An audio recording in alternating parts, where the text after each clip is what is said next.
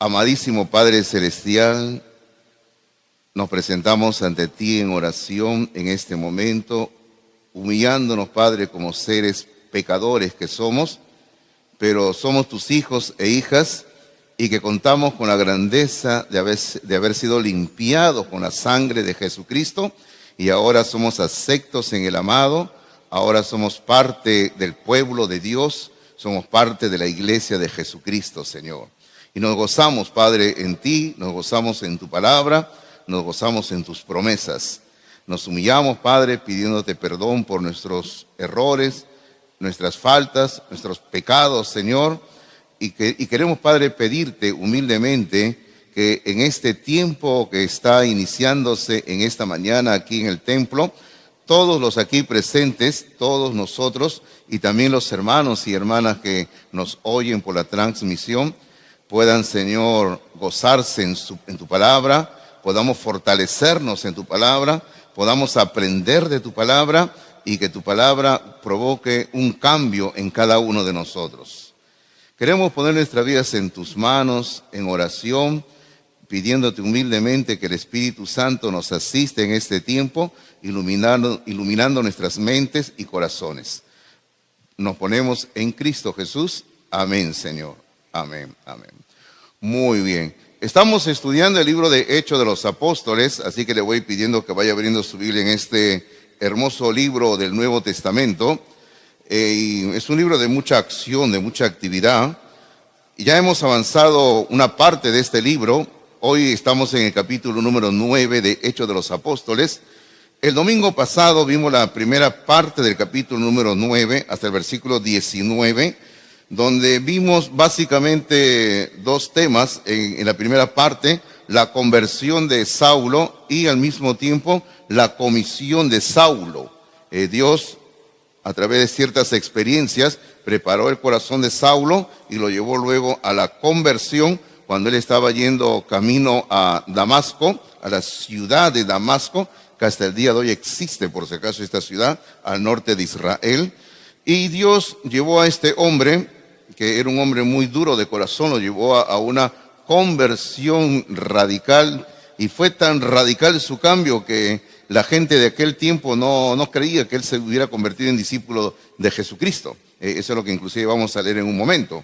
Pero luego el Señor al mismo tiempo a este hombre, y fue lo que vimos el domingo pasado, a Saulo, le dio una comisión que básicamente en esencia también es nuestra misma comisión que nosotros tenemos hoy en día como iglesia, como individuos. Cada uno de nosotros tiene un encargo que el Señor nos ha hecho. Bueno, y de eso también vamos a estar hablando esta mañana un poco una vez más. Pero ahora vamos a ver un tema que usted tiene ahí sus apuntes, y el tema de esta mañana es esforzándose en la misión. Eso es lo que vamos a ver esta mañana, que tenemos que esforzarnos en la misión que Dios nos ha dado. Ahora, en este estudio, yo creo que si usted ya ha mirado sus apuntes que tiene, en este estudio vamos a hacer énfasis en la palabra esforzarse. Porque usted ve que en cada uno de los puntos de la prédica de esta mañana aparece la palabra esforzarse. Usted ve y dice, no, Pablo se esforzó. Luego en el número 2 dice lo mismo, Pablo se esforzó. Y número 3 dice, Pablo se esforzó. Ahora, esta palabra esforzarse aparece aquí en el capítulo 9, en el versículo número 22. En el capítulo 9, versículo 22 de Hechos dice, pero Saulo mucho más se esforzaba, dice, y ahí está la palabra esforzarse. Ahora, esta palabra, hermanos, de por sí es una palabra muy interesante, y yo quiero hablarles un poquito de esta palabra que es algo previo a la prédica de lo que usted tiene ahí en sus apuntes. No voy a marearlo dándoles palabras griegas, no lo voy a llevar por aquí ni por allá. No le quiero hablar eso porque no viene al caso. Viene a un punto sí, vamos a hablar un poquito del griego, pero yo quiero que usted vea que esta palabra esforzarse es muy interesante porque solo aparece en el texto griego 2 veces, nada más. Y es interesante, hermanos. Ahora, ¿por qué le digo que es interesante esta palabra? Porque en el castellano actualmente nosotros le hemos dado otro sentido de significado a esta palabra esforzarse. Ahora, y ese es un problema que muchas veces nosotros tenemos, porque leemos la Biblia con los ojos de personas del siglo XXI y lo que nosotros conocemos y entendemos lo metemos en la Biblia. Hay una palabra técnica que nosotros usamos en el exégesis que se llama iexégesis. Iexégesis se llama cuando metemos, iexégesis. O sea, cuando metemos en la Biblia conceptos de hoy en día, hermano, estamos creando un monstruo de 10 cabezas, ni siquiera de 7, de 10 cabezas. Estamos haciendo todo mal. Lo que nosotros tenemos que hacer es leer la Biblia, estudiar la Biblia, y lo que ella dice, lo que ella nos enseña, sacar, por decir, sacar de la Biblia lo que nos enseña. Eso se llama exégesis. Y eso es lo que nosotros siempre apuntamos a lograr en las enseñanzas y en nuestra vida cristiana. Ahora, le decía que esta palabra esforzarse, o esfuérzate, o se esforzó, como querramos conjugar este verbo, dice, en el castellano le hemos dado otro sentido. Ahora, ¿cuál es el sentido que le hemos dado? Por ejemplo, cuando estamos llegando al límite de nuestras fuerzas en algo, nosotros le decimos a la persona, hay que sacar más fuerzas para que tú lo puedas lograr, para continuar haciendo algo. A eso nosotros le llamamos esforzarse, ¿no? Por ejemplo, yo como profesor, ¿cuántas veces hablo con mis estudiantes y los animo, pues, ¿no? A algunos los animo, aunque ya sé que algunos son crónicas de una muerte anunciada en el curso, pero los animo de todas maneras, pues, les doy palabras de aliento, ¿no? Entonces le digo, tú puedes, esfuérzate, le digo, o sea, esfuérzate. Ya he visto que están llegando al límite, ya no dan más ya. Entonces, pero de todas maneras yo como profesor le tengo que decir, esfuérzate, ¿verdad? No le voy a decir, vete del curso porque ya estás muerto, ¿no? Aunque en verdad, soy honesto en decirle que a veces a algunos se lo digo, ¿no? Porque viene con un 0,0000000, ya, hermano. Ese es el agente 000 no sé cuánto ya. Entonces, ya que le puedo decir a un alumno que viene así todo el bimestre sacando 0,00000, a la última yo le digo, yo no soy Jesucristo que te va a resucitar, le digo, yo no puedo hacerlo, le digo, ¿no? Pero a los que sí todavía tienen chance, les digo, esfuérzate. Entonces, yo creo que todos nosotros entendemos cómo usamos la palabra esforzarse hoy en día, ¿verdad? Lo entendemos, todos entendemos. Ahora, entonces cuando nosotros leemos este versículo 9 al 22, entendiendo de esa manera como entendemos la palabra esforzarse, nosotros diríamos así, mire por ejemplo, volviendo al 9:22, diría así, pero Saulo mucho más se esforzaba. ¿Cómo diríamos? Pero Saulo mucho más, sabiendo que ya no tenía fuerza, por decir, se sacaba fuerza de donde sea para cumplir o hacer lo que estaba haciendo, algo así. Y como yo le dije hace un rato, hay otro lugar donde aparece en el Nuevo Testamento la palabra esforzarse. Pero fíjese usted que esa no es la forma, ese no es el sentido que en el Nuevo Testamento se le da a la palabra esforzarse. Como que uno está llegando ya a lo último de las fuerzas y saca la última fuerza, esfuérzate. Bueno. Ahora, en el idioma griego de aquel entonces, fíjese, estamos hablando de un idioma griego de hace 2000 años, que hoy en día prácticamente ya no se habla. Usted me dirá, pero pastor, existe un país que se llama Grecia, existe un país que se llama Grecia, que hablan un griego moderno, un griego contemporáneo, pero no es el griego que se hablaba en la época de Jesucristo.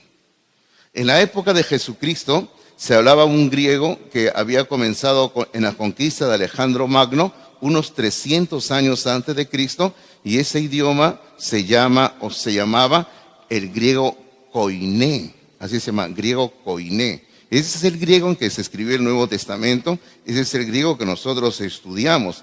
A veces algunos nos dicen, a ver, habla griego, pero si el idioma que nosotros estudiamos ya no se habla hoy en día, solamente se analiza en los textos escritos nada más. Entonces, en el griego koiné que se hablaba en la época de Cristo, la palabra esforzarse tiene un sentido totalmente diferente al que nosotros le damos hoy en día. Hermano, ¿y sabe usted cuál es el sentido? El sentido es este: hacerse cada vez más poderoso. Fíjese usted, que es totalmente diferente a lo que hoy en día entendemos. Hoy en día nosotros decimos, no, estás ya débil, no tienes fuerza, tienes que lograrlo, esfuérzate, porque no tienes fuerzas, esfuérzate. Pero en el texto griego, en el texto bíblico, es hacerse cada vez más poderoso. O sea, hacerse cada vez más fuerte, hacerse cada vez más grande de lo que uno era en ese momento cuando comenzó a realizar una determinada acción. Entonces, volviendo otra vez al texto donde aparece la palabra esforzarse, ahora, con usted con ese conocimiento de hacerse cada vez más poderoso, mire lo que dice. Dice, pero Saulo mucho más se esforzaba. O sea, ¿cómo pondríamos ahí? Pero Saulo mucho más, cada vez se hacía más poderoso. Se hacía más poderoso. Y eso era lo que ocurrió con Saulo, hermanos, durante este tiempo que dentro de un momento vamos a estar hablando. Ahora, yo le dije que esta palabra esforzarse aparece 2 veces en el Nuevo Testamento, en el texto griego. Si usted gusta, vaya conmigo rápidamente. No es el tema de la predicación, es en 2 de Timoteo, capítulo 2, versículo número 1. Y mire usted, ahí le va a usted entender de una forma distinta el pasaje, cuando usted entiende el significado de la palabra esforzarse. 2 de Timoteo 2:1. 2 de Timoteo 2:1 dice: tú pues, hijo mío, esfuérzate en la gracia que es en Cristo Jesús. Esfuérzate. Ahora, ya que usted sabe que esforzarse es hacerse cada vez más poderoso, ¿cómo lo leeríamos esto? Tú pues, hijo mío, tienes que ser cada vez más poderoso en la gracia que es en Cristo Jesús. Entonces, la enseñanza bíblica de este versículo es: el creyente tiene que crecer en gracia. Como dice en otras partes del Nuevo Testamento, habla de crecer en gracia. El creyente tiene que ser cada día más poderoso en la gracia que es en Cristo Jesús. Ahora, el hacerse más poderoso solo se logra por medio de una relación permanente con Dios, con Jesucristo, y con la palabra escrita de Dios. Así uno se hace más poderoso. Uno cada vez se hace más poderoso por una relación espiritual con Dios, con Jesucristo y con la palabra escrita de Dios. Ahora, toda habilidad espiritual tiene que ser ejercitada. Todos entendemos lo que son ejercicios, ¿verdad? Todos entendemos. Por ejemplo, algunos de ustedes al inicio de este año hicieron una resolución de que iban a hacer ejercicios. Este año voy a bajar 20 kilos de peso. Así que todas las mañanas, a las 6 de la mañana, voy a salir a correr. Voy a pasar caminando por la iglesia de Palmas Izaguirre y le voy a saludar al pastor Hidalgo a las 6 de la mañana. Hermanitos, la resolución está buena, ¿verdad? Pero el problema es que tomamos resoluciones y después no las cumplimos, porque siempre ponemos un pretexto, ¿no? Decimos, no, ay, no voy a salir a caminar ni a correr porque hace mucho calor. Bueno, hace un mes que diríamos, hacía mucho frío, hace mucho calor. Luego cuando viene ya el otoño que está un poquito fresco, decimos, no, es muy peligroso salir a correr. Me pueden atropellar o me pueden robar. O sea, siempre ponemos una excusa, ¿no? Y se lo digo porque yo también ando igual también. Yo siempre digo, voy a salir a caminar. O voy a salir a caminar, voy a pasar por la puerta de la casa del pastor Martín para que me invite a desayuno a las 7 de la mañana. ¿Ya?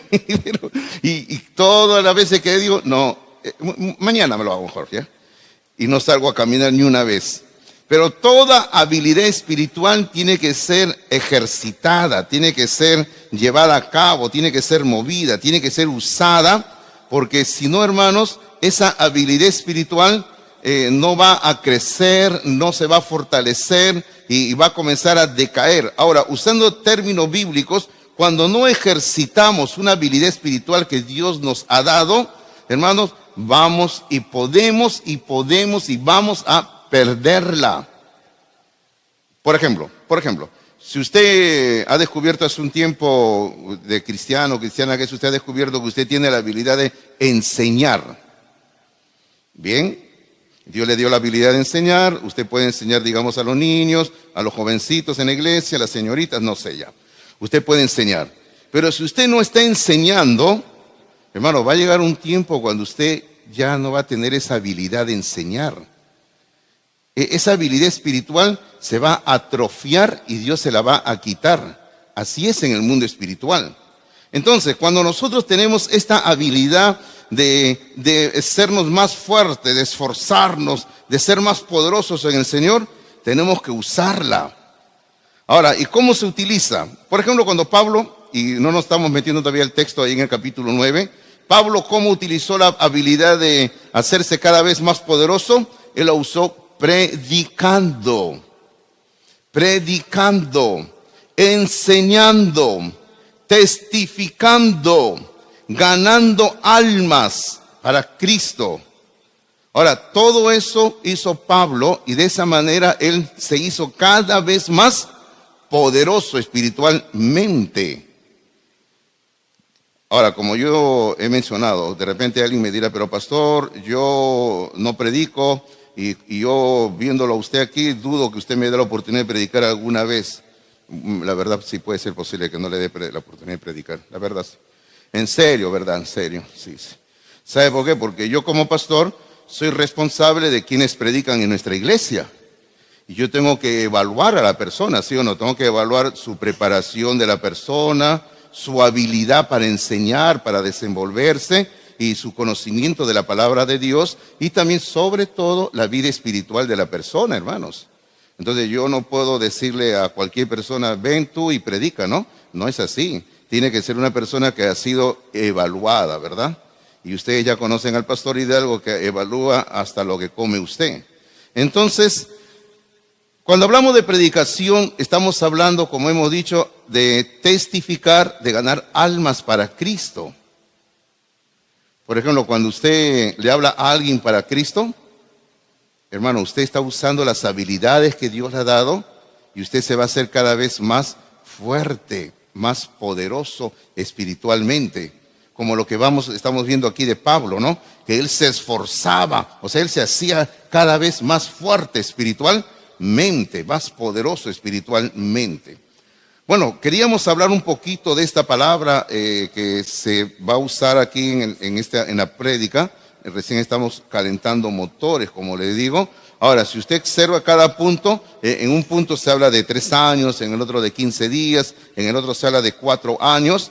Y solamente quiero decirle, y no voy a ir a esa parte del Nuevo Testamento, porque los días miércoles el hermano Enzo lo está enseñando, pero vamos a usar la cronología que el mismo apóstol Pablo nos brinda en Gálatas capítulo número 1. No es necesario que abran la Biblia, si gusten anótenlo nada más, porque no vamos a ver ese texto, al menos en esta ocasión. Pero vamos a usar la cronología, o sea, los años que Pablo mismo dice, en tal lugar tanto tiempo pasó, en tal lugar tanto tiempo. Por eso hemos colocado acá los años que Pablo va a mencionar en Gálatas capítulo número 1. Bueno, en sus notas entonces, y ahora sí, volvamos a Hechos capítulo 9, por favor, porque es ahí donde vamos a estar durante esta prédica, Hechos capítulo número 9. Vamos a ver aquí algunos puntos. Ya 3 puntos básicamente en base al texto de Hechos 9 y luego hay un 4.º punto en la siguiente página que es como un resumen de todo lo dicho. Número 1, en sus notas, Pablo se esforzó en Damasco, la ciudad de Damasco. Pablo se esforzó en Damasco por 3 años. Ahora, ¿qué es lo que él se esforzó haciendo en Damasco? Al igual que en los otros lugares, básicamente predicar la palabra de Dios. Versículo número 20, versículo número 20 es un versículo precioso porque dice, enseguida, o sea, Pablo o Saulo, como usted quiera decirle, enseguida él se convirtió a Jesucristo fue bautizado en agua, recuperó fuerzas físicas y enseguida, dice el versículo número 20, predicaba a Cristo en las sinagogas, diciendo que este era el Hijo de Dios. Ahí está. Cristo predicaba en las sinagogas. Ahora, Pablo predicaba en las sinagogas. Ahora, no es que él predicaba en las sinagogas porque él se congregara los días sábados, ahora ya como cristiano. No, hermanos. Él era un cristiano, lógicamente como cristiano. Él sabía que el día de reunirse era el primer día de la semana, domingo. Pero en aquel tiempo todavía no existían templos, edificios como iglesias. No había en ese tiempo. Y ahora lo único que él tenía que hacer era buscar a las personas que conocían de la palabra, que eran los judíos, y los judíos se reunían en las sinagogas. Ahí tenía que ir Pablo y por eso él estaba yendo a las sinagogas para hablarles de Cristo Jesús. Y él les probaba, dice este versículo 20, que Jesús era el Hijo de Dios. Tremenda enseñanza. Jesús es el Hijo de Dios. Luego, hermano, el versículo 21 nos da un dato interesante de terceras personas. ¿Qué es lo que dice el versículo 21? Dice, y todos los que le oían estaban atónitos, o sea, asombrados, y decían, fíjense los que le oían, no Pablo ni Saulo, sino otras personas. ¿Qué decían? ¿No es este el que asolaba en Jerusalén a los que invocaban este nombre, o sea, el nombre de Jesús? Y a eso vino acá para llevarlos presos ante los principales sacerdotes. O sea, sencillamente, todas las personas estaban asombradas, estaban pero perplejos viendo al perseguidor de la iglesia. Ahora él estaba predicando a Jesucristo. O sea, eso es lo que les causaba asombro a ellos. Que Saulo, el asesino, el que mataba a cristianos, ahora era un cristiano más. Y eso era lo que les estaba llamando la atención a ellos. Y luego el versículo 22 es el versículo que estuvimos haciendo referencia desde el comienzo del sermón de esta mañana. El versículo 22 dice, dice, pero Saulo mucho más se esforzaba. O sea, cada día él se hacía más poderoso, por decirlo así, y confundía a los judíos que moraban en Damasco. Ahora, ¿cómo se hacía el más poderoso? Dice, demostrando que Jesús era el Cristo. O sea, sencillamente predicando, enseñando. Cada vez que él enseñaba, cada vez que él predicaba, hermanos, él se hacía un hombre más fuerte espiritualmente en el sentido de su relación con Dios y de cumplir con el encargo que el Señor le había hecho a él y que nos ha hecho a nosotros. Así que Pablo estaba haciéndose cada día más fuerte ahí en Damasco una vez que se convirtió a Cristo. Queridos hermanos, ahí un momentito quizás debemos de reflexionar nosotros, ¿no? Algo que debe de hacer cada persona que se convierte a Cristo, o sea, lo primero que debe hacer, hermano, es hablarle a la gente que está en su entorno de Jesucristo. Eso es lo primero que debe de hacer. Es como por decir, usted, no sé, usted se muda por motivo de trabajo, motivo de estudios u otra razón a X lugar. Hermano, lo primero que usted tiene que hacer es colocar su bandera, en sentido espiritual estoy hablando, no digo que lo coloque en sentido físico, en su bandera de decirle a todos que usted es un hijo de Dios o una hija de Dios. Es lo primero que usted tiene que hacer. Usted no tiene que quedarse callado o callada ahí, que nadie se entere que soy cristiano, que nadie sepa que yo leo la Biblia, que nadie sepa que los domingos yo voy a una iglesia. Hermano, lo primero que usted tiene que hacer es que todos sepan que soy un hijo de Dios. Que todos sepan que soy una hija de Dios. Y lo primero que usted tiene que hacer en todo lugar es hablar de Jesucristo. Eso es lo primero que tiene que hacer. Eso es lo primero que Saulo hizo. Se convierte a Cristo, es bautizado en agua, estaba un poco delicado, dice la Biblia que descansó unos días y luego inmediatamente comenzó a predicar a Jesucristo. ¿Dónde? En las sinagogas. Ahora, aunque el texto bíblico no lo menciona aún, pero hubo resultados por la predicación de este varón de Dios. Porque recuerde la promesa del Señor, la palabra de Dios nunca vuelve vacía. Y es una promesa que Dios siempre cumple. Amén, hermanos. Amén, siempre cumple. Número 2, en su nota, por favor. Pablo se esforzó en Jerusalén por 15 días. Ahora, Pablo va a viajar a Jerusalén, se va a ir al sur y va a estar ahí 15 días.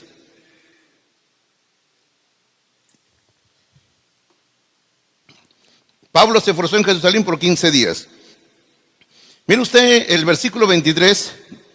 El versículo 23 comienza diciendo, pasados muchos días, Ahora, hay que entender cómo hablaban las personas en ese entonces, no solo los judíos, sino las personas de ese entonces. Hermano, lo usual en aquel tiempo, en aquellos tiempos, que no había el transporte de autos, buses, mucho menos aviones, no existía teléfono, gracias a Dios, no existían celulares, porque los celulares hoy en día la vida como nos han hecho, ¿no? Es una ayuda, sí, pero al mismo tiempo nos tiene a todos tensos. Todos estamos tensos porque cualquier momento me llaman, cualquier momento me llega una mala noticia, cualquier momento, ¿no? O si no, ahora con el bendito sistema que el gobierno ha implementado de avisar cuando va a haber una desgracia, ¿no? Un tsunami, un terremoto, te avisa, ¿no? Y luego que te llega la señal que dicen, estamos probando el sistema.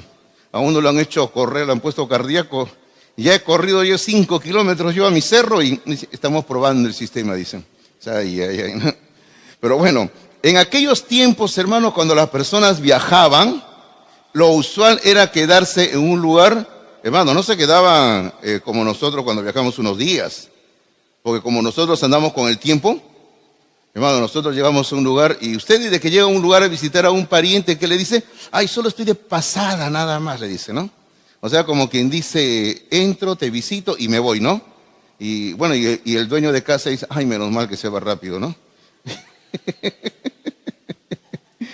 Entonces, pero en aquellos tiempos no era así. En aquellos tiempos las personas viajaban y se hospedaban y se quedaban, hermano, no días, no semanas. Se quedaban meses o se quedaban años. Hermano, era la costumbre de la época. Así era en aquel entonces. Por eso cuando en la Biblia habla de hospedarnos, dice, hay que hospedarse unos a otros. Dice, porque algunos sin saberlo recibieron ¿a qué? A ángeles, dice, ¿no? Entonces está hablando en ese sentido. Por eso hay que pensar en ese sentido. Ahora, algunos no abusen, por algunos van a decir, ahora voy a visitarlo al pastor y me voy a hospedar con el pastor un año, ¿no? Hermanito, recuerde que hoy en día es distinto. Hoy en día la visita ya es como el muerto, ya. ¿Por qué? Porque al tercer día, así hay que sacarlo, ¿sí o no? Hay que sacarlo, hoy en día. Bueno, entonces, cuando han pasado, hermanos, sí, han pasado muchos días, dice el versículo 23. Dice, pasados muchos días, se tiene que entender que habían pasado varios años. Ya habían pasado varios años. Posiblemente habían pasado 3 años que Pablo estaba en Damasco. Y luego de 3 años de estar en Damasco, él decide ir a visitar a los hermanos en Jerusalén, donde estaban los apóstoles. Entonces el versículo 23 dice, pasado muchos días, entre paréntesis usted puede poner 3 años, ¿ya? Los judíos resolvieron en consejo matarle a Saulo. Pero sus acechanzas llegaron a conocimiento de Saulo. Ahora fíjense, ahora quieren matarlo a Saulo. Saulo antes era el que mataba, ¿no? Ahora quieren matarlo a Saulo. Dice versículo 24, y ellos, o sea, los judíos guardaban las puertas de día y de noche para matarle. Entonces los discípulos, tomándole de noche, le bajaron por el muro, descolgándole en una canasta. Ese episodio es interesante, que en otra parte Pablo lo va a repetir con algunos detalles más, y cuando lleguemos ahí lo vamos a estudiar más, ¿ya? Entonces, Pablo tiene que salir huyendo de Damasco porque quieren matarlo a él, y se va a ir hacia el sur, a Jerusalén. Versículo 23, cuando él está en Jerusalén, ¿qué ocurre? Dice, cuando llegó a Jerusalén, trataba de juntarse con los discípulos. ¿Ok? Fíjese, a pesar de que había pasado algunos años, que él ya era creyente, pero todos le tenían miedo, no creyendo que fuese discípulo. Claro, pues no. Imagínese usted, aparece el que antes estaba persiguiendo a la iglesia y ahora dice que es cristiano. ¿Cómo reaccionan los demás? Hermano, la reacción de los demás es entendible. Le tenían miedo a Pablo, a Saulo. Entonces, en todo esto, versículo 27, aparece un personaje interesante, Bernabé, que también ya lo hemos estudiado anteriormente. Cuando él vendió su propiedad, recuerden ustedes, él tenía una propiedad, la vendió, y cuando Ananías y Zafira vieron lo que él hizo, también hicieron lo mismo, ¿no? Y usted conoce la historia de Ananías y Zafira. Entonces, Bernabé, su nombre significa consolación. Era un hombre bien dado a tener una relación con el Espíritu Santo y era un consolador. Entonces Bernabé, dice versículo 27, tomándole, lo trajo a los apóstoles y les contó cómo Saulo había visto en el camino al Señor, el cual le había hablado, y cómo en Damasco había hablado valerosamente en el nombre de Jesús. Hermano, este Bernabé es el que, usado por Dios, introdujo a Saulo a la relación con los apóstoles. Luego el versículo 28 y 29 nos va a decir qué era lo que él hacía, lo que hacía Saulo en Jerusalén. Dice, y estaba con ellos en Jerusalén, o sea, Saulo estaba con los discípulos en Jerusalén. Ok, muy bien, entonces, ¿qué hacía durante esos 15 días? Estaba con los discípulos. Ahora, ¿qué mejores personas para aprender de Jesucristo? Los apóstoles que habían estado más de 3 años con Jesucristo. Entonces, ahora Saulo tiene la primera oportunidad de escuchar a los mismos apóstoles de Jesucristo. Por eso dice, estaba con ellos, estaba con los apóstoles en Jerusalén, aprendiendo. Durante esos 15 días él estaba aprendiendo. Pero luego el versículo 28 añade 2 palabras que son sinónimas en un sentido son sinónimas, aunque usted va a decir que no son sinónimas, pero dice, entraba y salía. Entraba y salía. Bueno, y usted dice, bueno, pastor, él entraba y salía, él estaba en un lugar y entraba y salía, bueno, para allá, para acá, para acá. No, claro, tiene razón, en ese sentido habla de comunión, de amistad y todo lo demás. Pero hermano, habla también que este hombre estaba ocupado en algo. Ese es el sentido que le digo por eso de sinónimo, estaba ocupado en algo. O sea, él salía porque estaba ocupado en algo, él entraba, estaba regresando porque había estado ocupado en algo. Él estaba ocupado en algo durante esos 15 días. ¿Y en qué estaba ocupado? Versículo 29 nos va a decir, y hablaba denodadamente en el nombre del Señor y disputaba con los griegos. En eso estaba ocupado. Pablo estaba ocupado en evangelizar, en predicar a Jesucristo, y él estaba testificando a todo lo que podía testificar, como dice el texto aquí en el versículo 29, en especial a los griegos estaba ocupado. Hermano, esta información que tenemos aquí, llegamos a saber que Pablo aprovechaba todo momento, cada oportunidad que tenía en el día para hablar de Jesucristo, para predicar a Jesucristo a los inconversos. Cuando Pablo ya está próximamente a ser ejecutado, a morir por causa de su fe en Cristo, y ahora sí yo le pido por un momento que vaya usted a 2 de Timoteo, él va a escribir esta carta, que es ya la carta final, el testamento final de Pablo, 2 de Timoteo.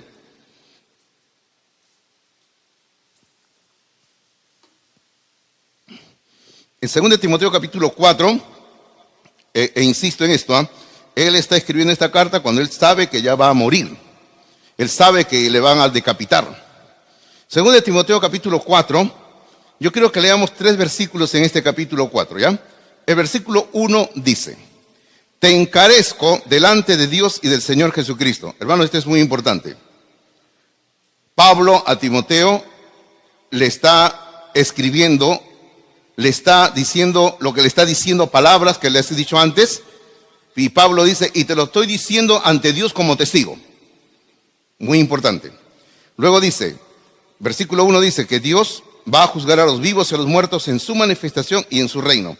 Ahora, ¿qué es lo que él le dice? ¿Qué es lo que le está encareciendo? Según el versículo 1 dice, te encarezco delante de Dios y desde el Señor Jesucristo. ¿Qué es lo que le está encareciendo? Versículo número 2 dice, que prediques la palabra. Ahí está. Timoteo, tú tienes que predicar la palabra. Y luego le añade algo de suma importancia. Versículo 2 le dice que instes a tiempo y fuera de tiempo. ¿Sabe lo que quiere decir eso? Quiere decir que para llevar a cabo la obra de Dios no existe horario. No hay un horario. Ahora, no existe eso de que usted le va a decir a una persona, De repente una persona se le viene a usted y le dice, quiero que me hables de Cristo porque tengo un sentir, quiero recibir a Cristo. Y usted le dice, no, disculpa, pero ya son las 10 de la mañana y se acabó mi turno, ¿no? No puedo. Pero me voy a morir. Bueno, pues tirás al infierno, ¿no? Chao, ¿no?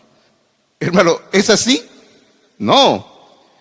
Hermano, para hablar de Cristo, hablar la palabra, no existe horario. Por eso Pablo le dice en este versículo 2 que instes a tiempo y fuera de tiempo. Luego le añade diciendo, redarguye, reprende, exhorta con toda paciencia y doctrina. Vamos al versículo 5, por favor, al versículo 5.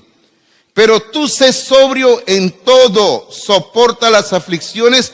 Y acá hay algo más que él le añade a eso que dijo en el versículo 1 de que te encarezco. ¿Qué es lo que le añade? Le dice, haz obra de evangelista. Haz obra de evangelista y punto final pone, cumple tu ministerio. Pero Pablo le está diciendo, haz obra de evangelista. Ahora, todos entendemos lo que es un evangelista, ¿verdad? Un evangelista, nosotros entendemos como una persona que gana almas para Cristo. ¿Usted sabe que en todo el Nuevo Testamento solo hay una persona a quien se le llama evangelista? ¿Sabe usted que solamente hay una persona, no hay más? Y de esa persona tenemos que estudiarla para aprender cómo es un evangelista según el Nuevo Testamento. ¿Sabe de quién estoy hablando? Estoy hablando de Felipe. Felipe, el diácono Felipe, que lo hemos estudiado en el capítulo número 8 de Hechos. Todo el capítulo 8 de Hechos habla de Felipe. Usted puede mirar el capítulo 8, habla cuando Felipe fue llevado por Dios a Samaria, luego cuando Felipe es llevado por Dios al desierto para hablarle a un etíope, y luego cuando Dios se lo lleva a Felipe a otro lugar. Y usted ahí tiene que estudiar y aprender cómo es un evangelista, un ganador de almas, un predicador, un hombre que se somete a Dios y que cumple la voluntad de Dios y que predica la palabra de Dios en todo lugar a donde Dios lo lleva. Porque recuerde que Felipe estaba hablándole a una multitud y luego Dios se lo lleva al desierto para hablarle a un solo hombre, ¿verdad? Eso estudiamos nosotros en el capítulo 8 de Hechos. Pero aquí Pablo le dice a Timoteo, haz obra de evangelista. O sea, tienes que ser en esencia un ganador de almas. Y recuerde usted lo que dice en el libro de Proverbios. El que gana almas es sabio. Eso es lo que el Señor dice en su palabra. Entonces Pablo se va a Jerusalén y Pablo no dice, ay, he estado 3 años predicando el evangelio en Damasco y me han querido matar.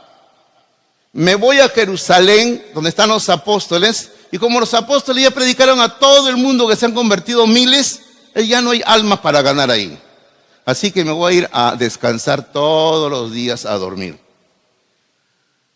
Bueno, Pablo no hizo eso.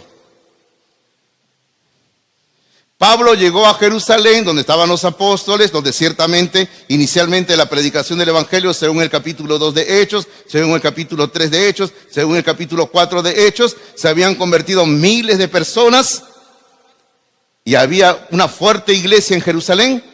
Y Pablo no dijo, no voy a hacer nada, me voy a dormir todos los días.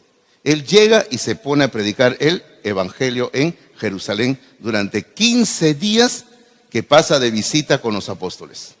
Y no solo eso, recuerda que hemos visto en el texto bíblico que dice que él estaba con los apóstoles, de lo cual entendemos que los apóstoles le estaban enseñando palabra de Dios a Saulo, porque lo necesitaba.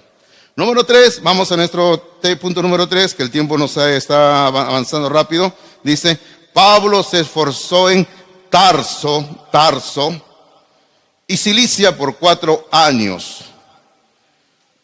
Tarso y Cilicia, 2 ciudades, 2 regiones. Ahora, después de los problemas que hubo en Damasco y en Jerusalén, y ciertamente no terminamos de leer el versículo 29, porque en el versículo 29 dice que, pero estos, o sea, los griegos que le estaban oyendo a Saulo, procuraban matarle. Entonces el versículo número 30 nos dice que cuando supieron esto los hermanos que querían matarlo a Saulo, le llevaron hasta Cesarea, o sea, hasta el puerto, hasta la costa, y le enviaron a Tarso. ¿Por qué lo enviaron a Tarso? Tarso es una ciudad al norte de Palestina, donde Saulo había nacido, era su ciudad natal, era la ciudad donde él tenía su familia, Y por si acaso, Saulo era de una familia que tenía ciertas comodidades materiales. No vaya usted a pensar que Saulo no tenía comodidades, él tenía comodidades materiales. Y él estuvo ahí en Tarso durante algunos años. Él estuvo ahí metido, trabajando, haciendo la obra de Dios. Ahora, importantísimo, ¿verdad? Pero ahora, otra vez volvemos a este punto, queridos hermanos, ¿ah? Él, a pesar de que se va donde su familia, él no dice, me voy a echar a dormir, me voy a poner a vacacionar, me voy a poner a ver DirecTVito del día, me voy a poner a ver todos los episodios que no vi de tal cosa. Y hermano, este hombre en este lugar va a esforzarse en evangelizar, va a esforzarse en hacer la obra de hacer discípulos. Porque ese es el esfuerzo que tenemos que hacer cada día. Tenemos que hacernos más poderosos evangelizando. Tenemos que hacernos más poderosos cada día haciendo discípulos, queridos hermanos. Durante 4 años, Saulo en esta zona de Tarso y Cilicia, él va a iniciar iglesias que se van a mencionar más adelante en el libro de Hechos de los Apóstoles. Ahora, el versículo 31 como es como un resumen de todo de esta sección, y el Señor dice así, el versículo 31. Entonces las iglesias tenían paz por toda Judea, Galilea y Samaria. Ahora, ¿por qué tenían paz? Porque el perseguidor ya no estaba, pues no, el que mataba a cristianos ya no estaba, y el Señor estaba bendiciendo su obra. Dice, y eran edificadas andando en el temor del Señor, y se acrecentaban fortalecidas por el Espíritu Santo. La obra de Dios, la obra del Espíritu Santo en las iglesias. Pero fíjese usted que para mí la palabra central es que eran edificadas. ¿Qué quiere decir edificadas? Enseñadas, adoctrinadas. Estas iglesias estaban aprendiendo la palabra de Dios, queridos hermanos. Y cuando una persona aprende la palabra de Dios, dice este versículo 31, eran edificadas andando en el temor del Señor. Así que eran personas que eran temerosas de Dios y se acrecentaban. Ahí está la clave. Y se acrecentaban, o sea, las iglesias crecían, las iglesias aumentaban, hermanito mío, porque eran iglesias que estaban siendo edificadas en la palabra y eran fortalecidas por el Espíritu Santo. Y eso necesitamos hoy en día. Y todo esto ocurría mientras Saulo había sido llevado al norte, a Tarso, donde él estaba haciendo la obra de Dios, esforzándose. Ahora, en la segunda parte del sermón vamos a ir ligero porque nos quedan algunos minutos. Y sencillamente decimos, ¿cuáles son las razones? Ahí dice las razones. ¿Las razones de qué? Bueno, esto no está en sus apuntes de ustedes porque era muy largo, pero yo sí lo tengo en los míos. Yo he puesto en mis apuntes, he puesto así. Las razones por las que Pablo corría a 100 por hora. Así le he puesto yo. Hermano, las razones por las que Pablo corría a 100 por hora. ¿Cómo que corría a 100 por hora, pastor? Bueno, fíjese usted, primero dice que él se convierte en Damasco, es bautizado, inmediatamente se puso a predicar el evangelio. Se estaba corriendo, ¿no? Estaba yendo rápido. Luego, eso lo estuvo haciendo 3 años. Se va a Jerusalén de visita por 15 días, llega allá y está corriendo predicando el evangelio. Lo envían al norte, a Tarso, para que esté más seguro, para que nadie lo mate. Y él, en vez de quedarse calladito, como quien dice, para que no sepan que yo estoy por acá, se pone a predicar el evangelio y inicia iglesias. O sea, está a 100 por hora. Hermano, Saulo o Pablo, en toda la historia del libro de Hechos, usted siempre lo va a ver así. Este hombre está yendo a 100 por hora. Inclusive, usted recuerda, hay una parte donde viene el famoso profeta Agabo. ¿Recuerdan usted lo que Agabo le dijo a Saulo? Le dijo, el varón que es dueño de este cinto, si sube a Jerusalén, va a ser tomado preso y por acá, y que sí le van a hacer. Y Saulo, sabiendo lo que le podía pasar, le dijo, ok, Agabo, gracias por decirme que van a meterme preso en Jerusalén. Entonces, ¿qué hubiera hecho usted? Bueno, si eso me van a hacer en Jerusalén, me voy a otro lugar, ¿no? Pero Saulo, ¿qué hizo? Se despidió de todos y siguió caminando más rápido hacia Jerusalén. Hermano, Saulo andaba así, él andaba a 100 por hora haciendo la voluntad de Dios. Por eso le digo, no, ¿cuáles son las razones por las que Pablo corría a 100 por hora? Bueno, aquí en sus notas les estoy mencionando 4, ya rápidamente. 4 y ya no podemos ver los versículos porque el tiempo me está ganando. Primera razón, hay un mandato que obedecer.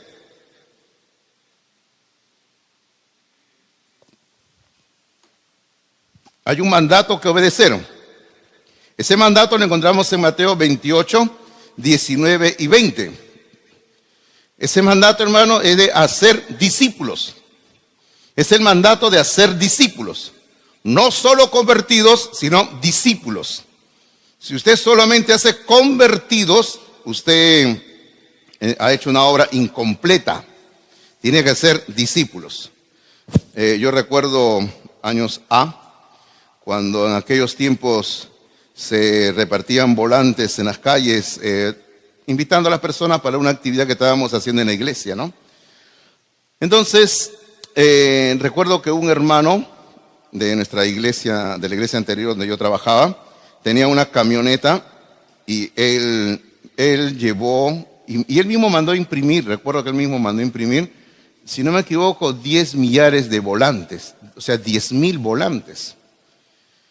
Bueno, y él se subió a su camioneta, subió con un par de muchachos en la camioneta, se iban por las calles y con un megáfono que habían puesto haciendo bulla, porque usted sabe que cuando usted hace bulla la gente sale de su casa, bueno, aunque la gente piensa que están vendiendo humitas, no sé, tamales, ya algo, ¿sí o no? Algo. Entonces, el hermano salía con su megáfono ahí en la camioneta haciendo bulla y la gente salía y ellos, los muchachos tiraban los volantes. Y así se iba por todas las calles, ¿no? Y luego más tarde regresó, nos encontramos y comenzó él y él entró a jactarse, porque él decía, ¿cuántos volantes repartiste tú? El otro decía 50, 70, el otro 20. Yo he repartido 10,000 volantes, decía, ¿no? 10,000 volantes, ¿no? Hasta que se encuentra conmigo, pues, ¿no? Usted sabe que yo soy matafiestas, ¿no? Se encuentra conmigo y me dice, Pastor Hidalgo, ¿usted cuántos volantes repartió? Ninguno. Yo decía, yo soy más espiritual que usted. Y yo le dije, primero, ¿cuántas almas para Cristo ganaste? Se quedó callado, ¿no? Eso es lo primero, ¿cuántas almas para Cristo ganaste? Y la segunda pregunta es, ¿y cuántos discípulos tienes? Y yo le hice entender a él que repartir volantes sí es bueno, pero no es todo. No es todo. Hermano, lo más importante es, primer paso, ganar almas para Cristo. Y lo segundo, lo más importante según el mandato que tenemos que obedecer en Mateo 28, 19 y 20 es hacer discípulos. Ese es el mandato. Hacer discípulos. Segunda razón, la vida es breve. La vida es breve tanto para usted como para mí. Y la vida es breve tanto inclusive para las personas que no conocen a Cristo. Ahora, las personas que no conocen a Cristo, no solamente la vida es breve, sino que están ante un peligro. ¿Y cuál es el peligro? Morir e ir a la condenación eterna. Es por eso que Pablo en 2 de Corintios capítulo 6, versículo 2, otra vez le doy la cita, 2 de Corintios capítulo 6, versículo 2.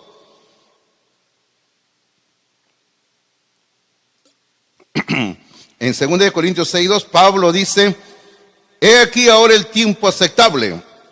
Y luego Pablo dice, he aquí, o sea, hoy, he aquí, hoy, ahora es el día de salvación, dice.